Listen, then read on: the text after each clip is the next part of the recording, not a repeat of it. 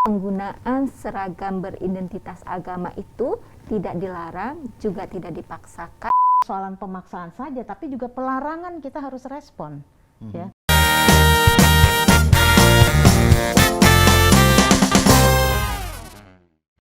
Salam jumpa Sobat Poles. Saat ini kita akan bersama-sama memoles sampai licin isu terkait SKB 3 Menteri tentang seragam sekolah yang berbau keagamaan. Dan saat ini saya ditemani dua narasumber yang barangkali bagi sobat semua sudah tidak asing lagi. Yang pertama adalah, saya panggilnya sering Mbak, ya. Mbak Nia Sarifudin selaku Ketua Umum Aliansi Nasional Bhinneka Tunggal Ika. Yang Salam kedua, Pancasila. Ya, salam Pancasila. Mbak ini mentang-mentang temannya BPIP ya. Baik, saya nggak tahu nih ada salam sendiri mungkin dari Komnas HAM, Komnas Perempuan. Yang kedua adalah Ibu Siti Aminah Tardi dari Komnas Perempuan sebagai komisionernya. Selamat sore Ibu-Ibu. Selamat sore, Pendeta. Saya mau ngajak Ibu-Ibu untuk bersama-sama mengatakan ini motonya Poles ini. Gosok terus sampai licin, gitu ya. Kita bisa sama-sama ya. Oke. Poles, gosok terus sampai licin. Ya, saya mulai dari Mbak Nia dulu nih. Kita santai aja ya, Mbak Nia ya. Anggap aja kita ngobrol hari-hari gitu di acara-acara kita. Nah, biasanya ini kalau sudah keluar regulasi baru, terutama terkait kebebasan beragama dan berkeyakinan, itu memicu pro dan kontra di masyarakat. Dan ada irisannya juga dengan SKB 3 Menteri tentang seragam atau pakaian sekolah yang bersifat keagamaan, yang menurut regulasi itu, SKB tersebut, bahwa sekolah negeri secara khusus tidak lagi boleh memaksa atau mewajibkan anak-anak di sekolahnya untuk berpakaian keagamaan tertentu. Ini menurut Mbak Nia ini satu langkah maju, sebuah prestasi, sebuah hadiah, atau justru kemunduran dan justru menjadi sesuatu yang menjadi polemik? Kalau bagi saya sih ini sebetulnya bukan maju atau hadiah atau apa, tapi ini sebuah ketegasan sebetulnya ya. Kita ini kan bukan bangsa yang abal-abal.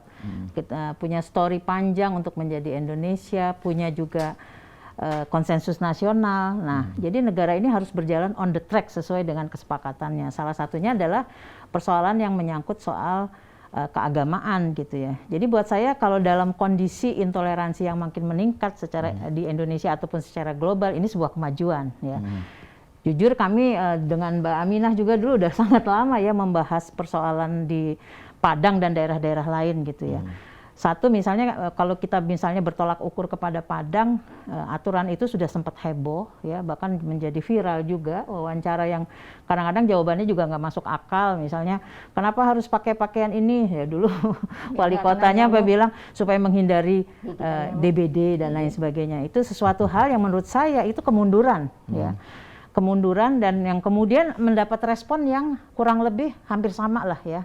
Salah satunya misalnya di Maumere atau di beberapa kabupaten di Bali itu juga akhirnya mengeluarkan kurang lebih hampir sama juga gitu. Pelarangan terhadap jilbab gitu. Jadi buat saya sih sebenarnya kita on the track aja deh.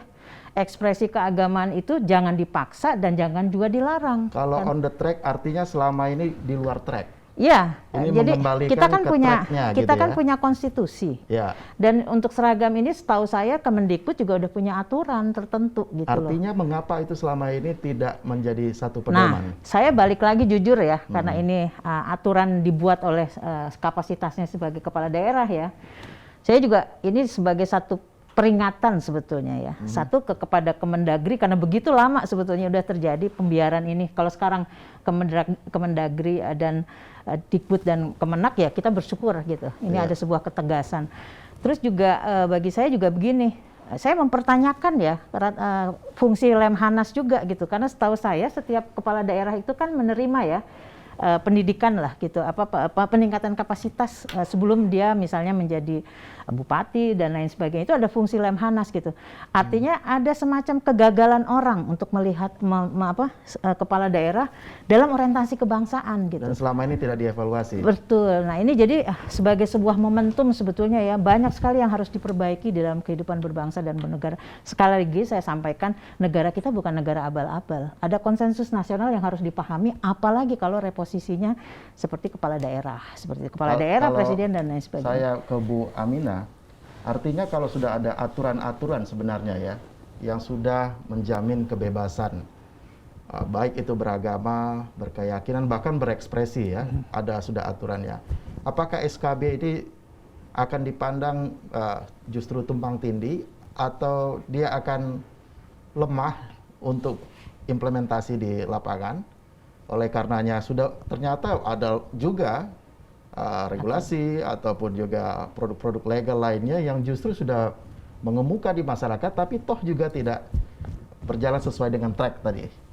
Gini dulu, jadi sebenarnya sama seperti Mbak Nia, kita harus melihat SKB ini sebenarnya sebagai upaya negara untuk menguatkan pelaksanaan tanggung jawab negara dalam melindungi hak dasar warga negara yang diatur dalam konstitusi. Hak dasar apa?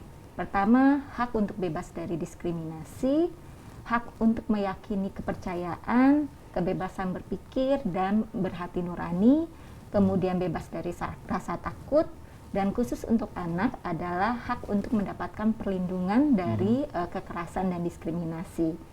Nah, konteks SKB ini memang kita harus melihatnya dalam konteks otonomi daerah, juga kebijakan nasional. Nah, sebenarnya kan kebijakan-kebijakan diskriminatif yang termasuk misalnya kewajiban memakai jilbab buat anak didik, peserta didik, ASN, ini bagian besar dari kebijakan diskriminatif yang lahir pasca 98, di mana politik identitas kita, khususnya identitas agama dan etnis itu menguatkan timbang tadi wawasan kebangsaan kita ya. Nah, Komnas Perempuan misalnya kita mengidentifikasi ada 421 kebijakan diskriminatif. Di antaranya adalah 62 kebijakan tentang kewajiban berpakaian atau berkaitan dengan aturan busana. Itu 62 kebijakan. Daerah ya? Daerah, baik bentuknya itu perda maupun misalnya kebijakan bentuknya pergub atau yang lain. Jumlahnya ada, kalau perda itu ada 19, kalau peraturan kebijakan lainnya ada 43. Itu 62 kebijakan daerah yang langsung mengatur tentang aturan busana, termasuk misalnya di Padang. Jadi melihat yang aturan di Padang juga kita harus melihat dalam kerangka yang lebih besar, kebijakan diskriminatif di daerah. Oke. Nah, itu kondisinya. Nah, lantas bagaimana dengan SKB? SKB ini kan sebenarnya berupaya meluruskan kembali bahwa di sekolah negeri itu kalau kita lihat ya Permendikbud 45 tahun 2014 itu ada 3 kategori pakaian. Seragam nasional, kepramukaan, dan kas sekolah. Nah, kas sekolah ini kemudian diberikan kewenangannya kepada sekolah. Sekolah ya. Nah, kemudian tentu sekolah ini berrelasi dengan di daerah adalah aturan daerah misalnya yang aturan busana. Permendikbud itu memberikan yang 45 2014 memberikan pagar. Kalaupun ada misalnya pakaian kas sekolah ini siswi muslim atau muslimah yang ingin mengenakan pakaian itu diperbolehkan. Jadi sebenarnya Permendikbud itu clear, tidak boleh dipaksa, tidak boleh dilarang. Tapi dengan kondisi otonomi daerah, kemudian pakaian itu menjadi indikator sebuah daerah itu religius, gitu ya. Maka itu kan muncul koersi dalam cara berpakaian, dalam mengekspresikan keagamaan. Nah, koersi ini juga kan bentuknya menjadi favoritisme karena hanya satu tafsir tunggal terkait aurat, terkait wajib atau tidaknya gitu ya. Ini yang diambil oleh daerah. Nah, Sebagian daerah justru melihat bahwa pakaian itu pakaian daerah, bukan pakaian keagamaan sekalipun Iya. identik Iya. keagamaan. Misalnya di tempat saya di Jambi, saya ingat waktu sekolah masih kecil-kecil juga dulu, SMA terutama ya, saya udah melihat dipakai ya, disuruh dipakai pakai pakaian adat Melayu gitu ya. Iya. Malah identik sekali dengan apa juga yang jadi gamis sebenarnya di sana waktu itu. pakainya kalau misalnya ya itu kan memang cara berpakaian juga berkembang ya, dinamis. Mungkin dulu baju kurung dengan selendang atau seterusnya. Tapi poin utamanya sebenarnya dalam konteks hak kebebasan beragama, hak anak maupun hak kebebasan perempuan itu tidak boleh ada paksaan, boleh ada diskriminasi. Yang menjadi masalah kemudian ini kan sebenarnya dikembalikan ke wilayah individu nih. Saya mau pakai jilbab kayak gini, warna-warni, terus Mbak Nia nggak pakai, itu kan kebebasan individu kita dalam memaknai keagamaan kita. Yang menjadi masalah ketika orang itu tidak mengenakan jilbab, kemudian kebijakan ini ada peer pressure. Jadi misalnya kalau nggak pakai jilbab, ya pasti sering dianggap bukan Muslim. Itu pertama. Kalau nggak pakai jilbab, dianggap bukan perempuan soleh. Kalau tidak pakai jilbab, dia kemudian mendapatkan bentuk-bentuk diskriminasi lain, seperti pengucilan, bullying, akses terhadap kesempatan, misalnya karena ada favoritism kayak gitu. Itu yang dampak terlihat ketika kebijakan daerah yang diskriminatif itu menjadikan kewajiban. Atau sebaliknya ada juga yang ingin pakai jilbab tapi dilarang. Ya. Betul. Ada gitu juga Ada. kan? Ya. Nah, jadi sebenarnya poinnya negara itu tidak boleh memaksa, tidak boleh melarang.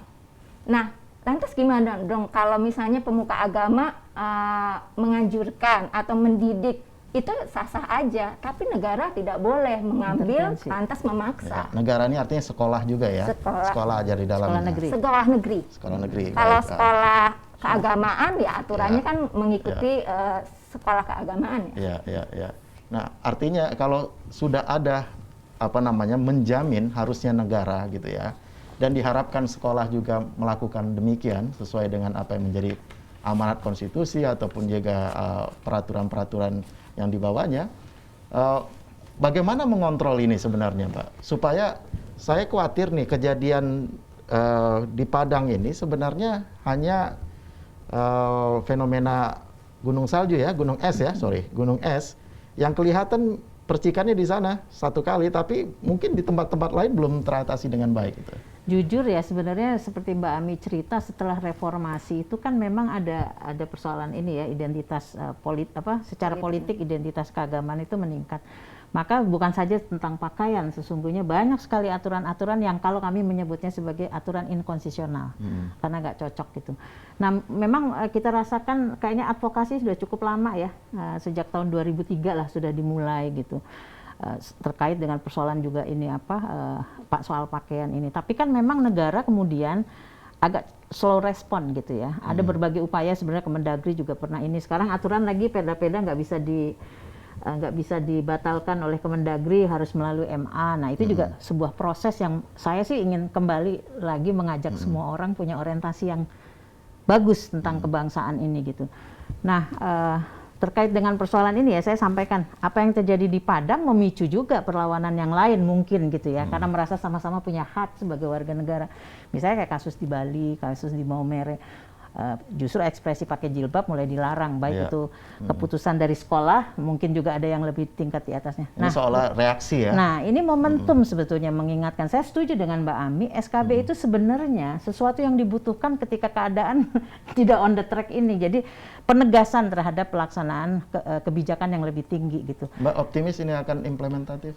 Bagi saya semua orang harus fokus ya. Jadi ini bukan persoalan pemaksaan saja, tapi juga pelarangan kita harus respon. ya. Semua untuk ekspresi keagamaan tuh tidak boleh dipaksa, tidak boleh juga dilarang gitu. Apalagi terkait dengan pakaian. Apalagi Kemendikbud sudah punya aturan. Saya kan kebetulan anak masih SMA ya, jadi ketika saya masuk ada sesuatu hal yang sebetulnya juga menjadi pertanyaan saya gitu. Kenapa anak saya gitu sekolah itu setiap hari harus berlengan panjang, harus pakai rok panjang. Sebetulnya kan Kemendikbud udah bikin aturan. Kalau yang mau pakai jilbab begini, kalau yang tidak, yang umum standar sudah ada gitu. Sebenarnya juga ekspresi ini harus dihargai oleh semua pihak ya. Karena ini juga sebetulnya sebuah bentuk pelaksanaan konstitusi di dalam konteks kebebasan beragama gitu.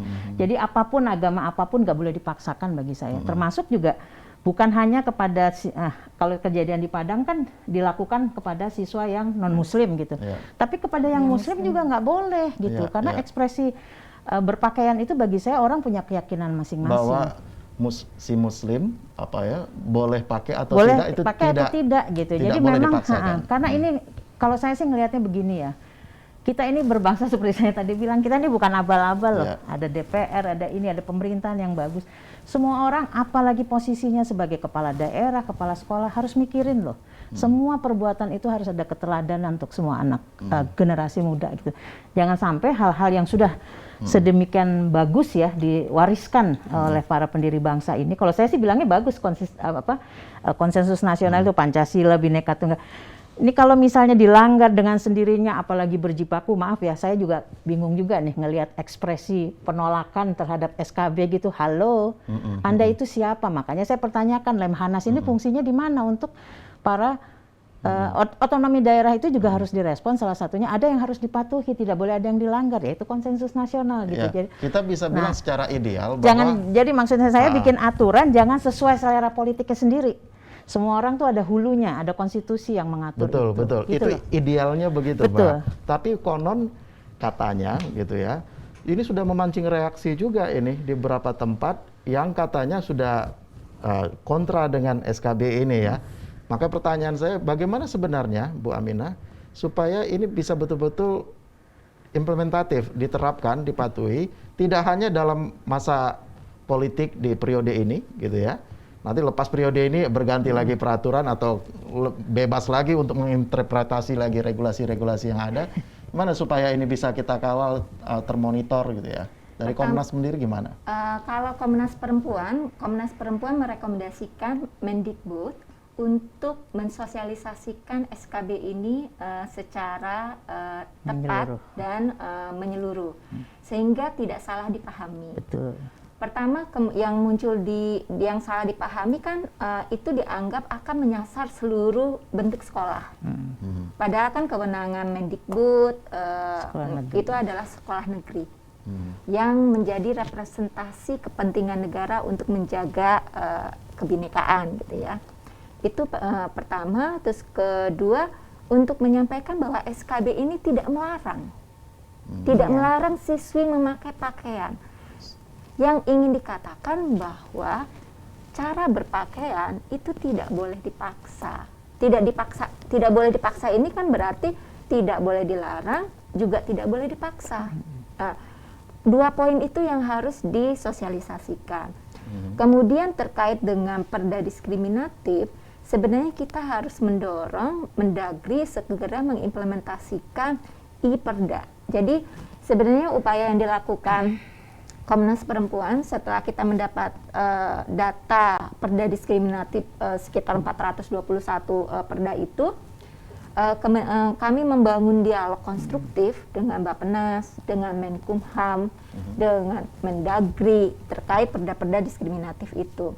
Nah, salah satunya misalnya rekomendasinya agar Kemendagri membuat sistem pengawasan, kemudian untuk proses penyusunannya menggunakan e-perda, kemudian Menkumham juga mengecek perda-perda diskriminatif. Dan berbagai upaya itu sudah ada, termasuk misalnya ada proses konsultasi dari pemerintah daerah untuk ketika akan menyusun perda yang kemungkinan diskriminatif itu berkonsultasi dengan beberapa pihak. Tapi kan juga kita melihat kadang banyak hal ketika kepentingan politik itu masuk, hal yang bersifat konstitusional, hal yang bersifat logis secara hukum, kalau mungkin bahasa sekarang itu digoreng ya Mbak, digoreng untuk menaikkan suara, menaikkan citra, tanpa misalnya kita memberikan pendidikan ke publik. Jadi sih poin utamanya, pertama kementerian kelembagaan itu tadi harus memastikan hak konstitusional ini dijalankan, termasuk SKB. Kemudian juga masyarakat yang ingin bertanya atau komplain juga bisa menggunakan saluran yang ada, karena Mendikbud juga menyediakan saluran komplain itu, ya kan? Jadi kalau misalnya komplain tidak ya silakan juga disampaikan ke saluran yang disediakan Mendikbud kan. Mendikbud ya. Jadi Mendikbud kalau daerah ya Pak ke dinas setempat ya. Dinas pendidikan. Kemudian yang terakhir yang kadang kita lupa, Mas Solbi dan Mbak Nia, dalam hak kebebasan beragama ada yang disebut parental right, hak orang tua. Betul. Nah itu gimana itu? Ini kalau sudah domestik ini sulit ini kita antara negara mencampuri ruang domestik nih, gimana nih? Karena gini, saya mau coba melihat sisi lain dari kasus yang di Padang. Saya memberikan apresiasi ke orang tua siswi ini yang menyampaikan, ini hak saya loh, saya Kristen, kok anak saya disuruh pakai jilbab? Ini hak saya. Jadi dalam hak kebebasan beragama ada satu elemen bahwa hak pendidikan agama dan moral anak itu tanggung jawab orang tua. Negara harus menghormati. Itu diatur di Konvensi Hak Anak, Konvensi Hak Sipil dan Politik, Hak Ekonomi Sosial dan Budaya. Nah, cuman kemudian kita sebagai orang tua nggak tahu hak itu. Sehingga kalau misalnya Mbak Nia nih, anaknya nih, masuk SMA suruh tanda tangan akan bersedia menggunakan seragam A, B, C, D. Udah tanda tangan, gitu kan Mbak. Tanpa mempertanyakan, benar nggak nih seragam ini sesuai dengan etika dan moral agama yang ingin aku didik ke anak. Kan gitu. Itu diatur ya dalam regulasi kita ya, dengan konstitusi kita ya? Itu adalah bagian dari hak kebebasan beragama. Untuk menentukan ekspresi anak. Karena anak kan masih ikut agama orang tua kan.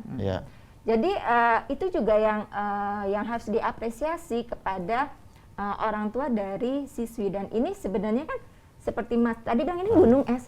Ini kan puncak tanda kutip ya, puncak kekesalan lah ya. Ibaratnya ini bukan pakaian kita gitu ya, bukan identitas keagamaan kita, terus kita dipaksa memakai. Anak ini kan sebenarnya hak keagamaannya masih melekat ke orang tua, maka orang tua lah yang harus menyuarakan.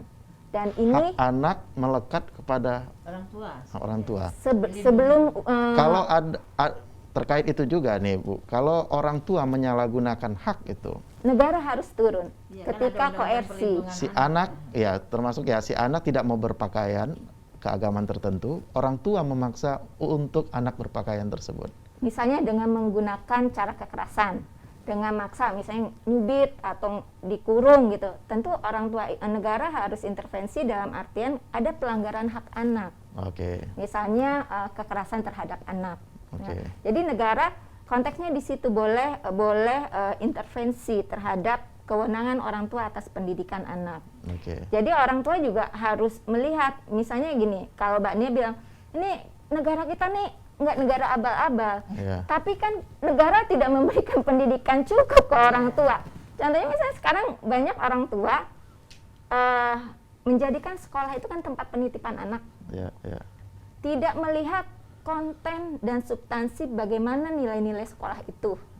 Jadi ketika ada intoleransi, jadi ini pesan kepada orang tua, pada orang tua, ketika memilih sekolah, pilihlah sekolah yang sesuai dengan nilai. Anda sebagai orang tua bisa mempertanyakan, apalagi misalnya sekolah negeri ya, mempertanyakan bahwa nilai-nilai yang dianjurkan, yang dipromosikan adalah nilai-nilai kebangsaan, nilai-nilai agama. Boleh di sekolah, idealnya sekolah adalah tempat pertemuan toleransi, tapi pada tatanan teologis itu sebenarnya adalah hak orang tua. Saya beralih ke Mbak Nia nih, ini aktivisnya kebebasan beragama ini dan berkeyakinan ini, termasuk Sama juga Bu loh ini. Aminah juga ya. Tapi saya mau bertanya begini, ini kan seolah-olah ada wacana atau narasi yang dikeluarkan bahwa pemerintah sekarang terlalu banyak mencampuri sampai dengan urusan ruang-ruang private, keagamaan dan sebagainya. Seolah-olah kita kelompok-kelompok aktivis nasionalis dan lain-lainnya ini, keberagaman ini meminjam tangan pemerintah atau menguatkan tangan pemerintah untuk mencampuri wilayah itu. Itu yang pertama pokoknya. Yang kedua, muncul wacana juga bahwa jilbab ini sudah jutaan orang yang pakai gitu ya. Terus kok baru sekarang ini dipersoalkan, diributkin.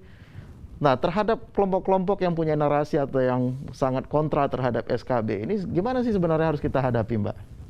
Toh ternyata juga dalam penyusunannya tidak terlibat kita kan. Kita nggak tahu kan, tiba-tiba dihadiahi begini, tanda petik dihadiahi. Kita nggak tahu nih konteks belakangnya bagaimana ini. Jujur Baik. saya bilang ya, kalau misalnya kita yang aktif ya, itu kan orang yang sebetulnya sangat clear untuk melihat bagaimana kita bernegara, berbangsa dan bernegara gitu. Jadi seperti tadi saya sampaikan, kita ada kesepakatan nih secara nasional ya, yang mungkin harus dibaca kembali gitu loh.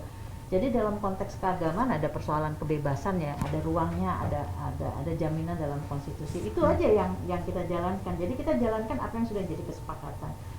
Kita harus mengakui jujur, bukan hanya Indonesia sebetulnya, tetapi banyak negara belahan ada situasi global di mana ada peningkatan intoleransi, radikalisme, dan itu sesuatu yang menurut saya apakah ini juga menjadi bagian dari situ gitu. Jadi kalau buat saya dulu juga kita punya masa di mana jilbab dilarang ya. Nah, itu ramai, kita support gitu, itu bagian dari ekspresi. Jangan juga apa yang dulu dilarang sekarang dipaksakan gitu.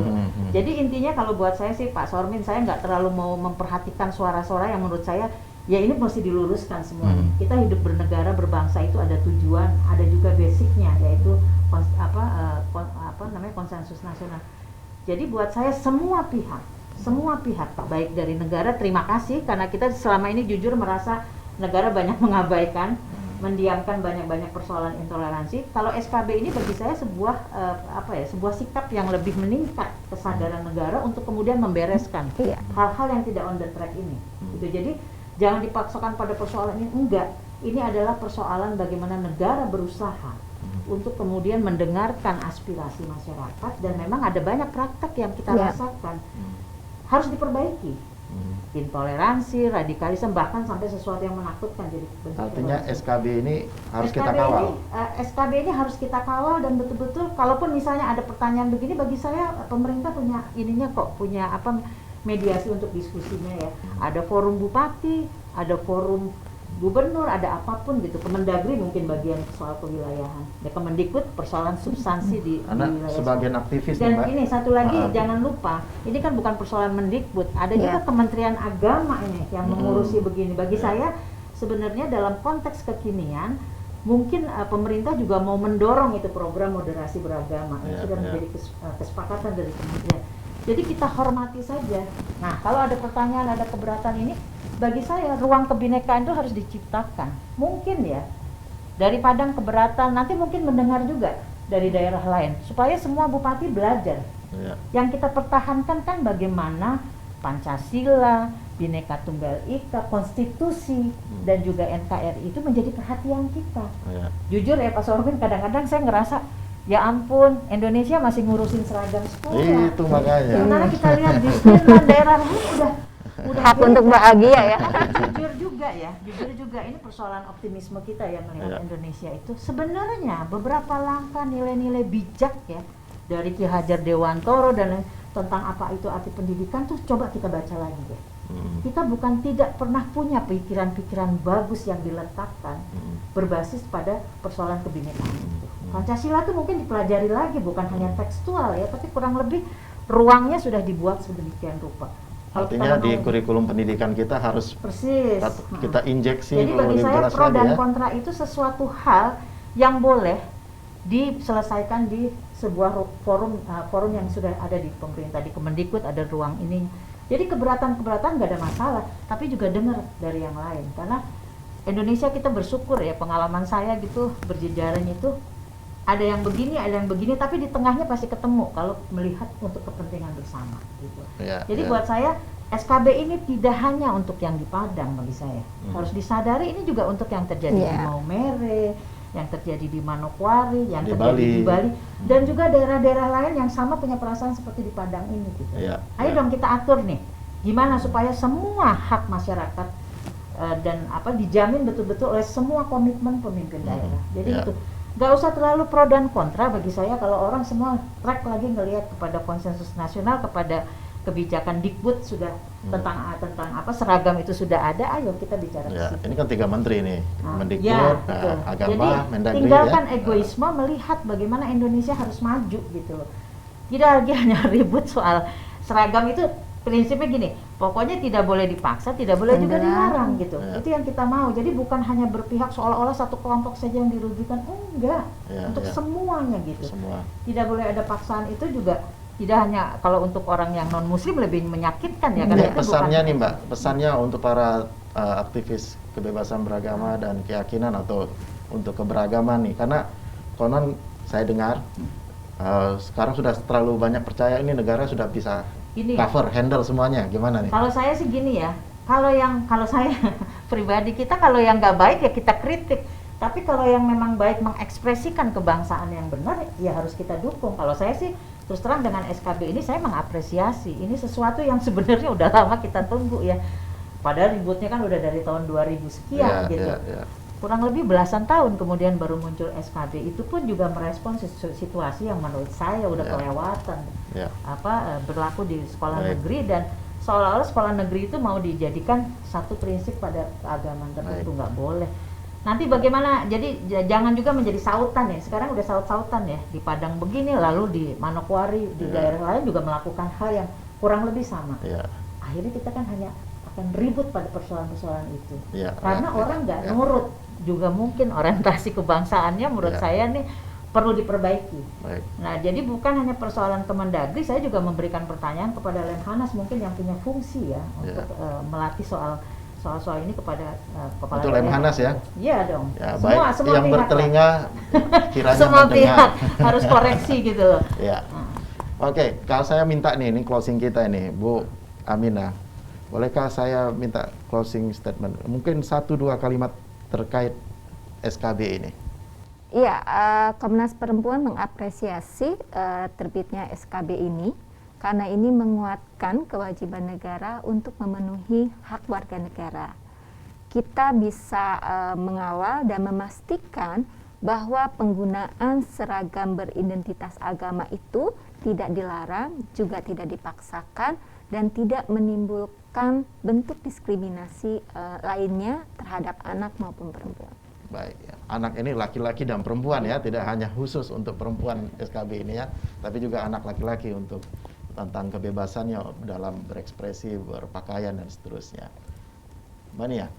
Ya, bagi saya buat semua pihak untuk supaya Indonesia jauh lebih maju, orientasi kebangsaan kita kalau perlu diperbaiki, mari kita perbaiki. Ya, salah satunya mencoba lagi memahami sebagai Indonesia yang beragam, kemudian juga melihat lagi konsensus nasional secara baik, supaya kita betul-betul clear dan fokus untuk kemajuan Indonesia. Baik, terima kasih, luar biasa. Sobat Poles, demikian episode kita kali ini yang telah diisi dengan beragam percakapan terkait SKB 3 Menteri untuk isu atribut di sekolah atau seragam di sekolah, dan 2 Sri Kandi ini telah memberikan pencerahan pada kita, dan kiranya kita boleh mengoles atau memoles sampai licin untuk episode-episode berikutnya. Oleh karenanya, sampai jumpa di episode berikutnya. Salam Poles. Salam Poles. Salam Pancasila. Salam Pancasila.